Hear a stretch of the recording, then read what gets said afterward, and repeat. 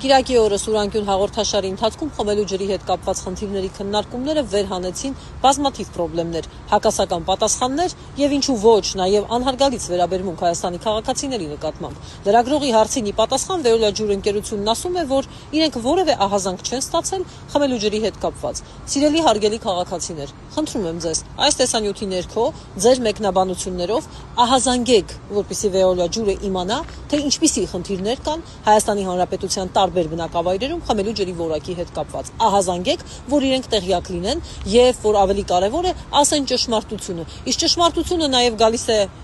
նրանից, որ օրինակ տեսչական մարմինը ելի նորից լրագրողի հարցին ի պատասխան ասում է, որ օրինակ Արմավիրի մարզի 1 բնակավայրում հայտնաբերվել է ջրի կոշտության 11.2 ցուցանիշ, որը թույլատրելիից բարձր է մի քանի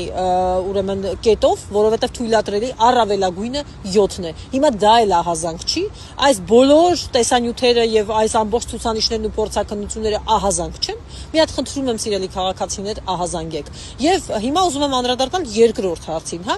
Եթե ասում եք Արմավիրի մարզի 1 բնակավայրում, կներեք որ 1 բնակավայրում, իսկ ով պիտի Հայաստանի քաղաքացիներին տեղեկացնի, որ այդպիսի խնդիր կա։ Իսկ ինչ պիտի անեն Հայաստանի քաղաքացիները, եթե իրենց առողջությանը վնասող ջուր են խմում տևական ժամանակ օգտագործում կամ իրենց տեխնիկան ընդհանրապես շարքից դուրս է գալիս։ Նույնը վերաբերում է ջրային կոմիտեի տված պատասխանի, որը մեզ ասում է, թե ինչու է Մասիս քաղաքի ջուրը կոշտ։ Մասիսեցիները ենթադրաբար դա լավ գիտեն։ Իսկ ինչ լուծումներ պետք է այստեղ լինեն։ Այնպես որ խնդրում եմ այստեղ եւս արտահայտեք ձեր դիրքորոշումը, հանրային պահանջ պետք է ձևավորվի։ Եվ նաեւ ջրի տևողության հետ կապված։ Հարգելի պարոն Մեսրոպ Մեսրոպյան, կրկին դիմում եմ ձեզ։ Զբաղվեք Veolia ջրի գրաֆիկի հարցերով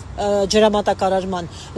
Վերջին շրջանում դուք զբաղվում եք շատ տարբեր բաներով, որոնք առավելապես ձեզ վնասում են, բայց հանրությանն օգուտ չեն տալիս։ Հիմա հանրօգուտ աշխատանքով եմ առաջարկում զբաղվել։ Veolia ջրը պատմում է, որ ինքը կրճատել է չհաշվառված ջրի քանակը։ Եվ ինչու այդ դեպքում ինչու եք դուք հաստատում ջրամատակարարման կրճատած գրաֆիկը, որը իրենք ձեզ են ներկայացրել։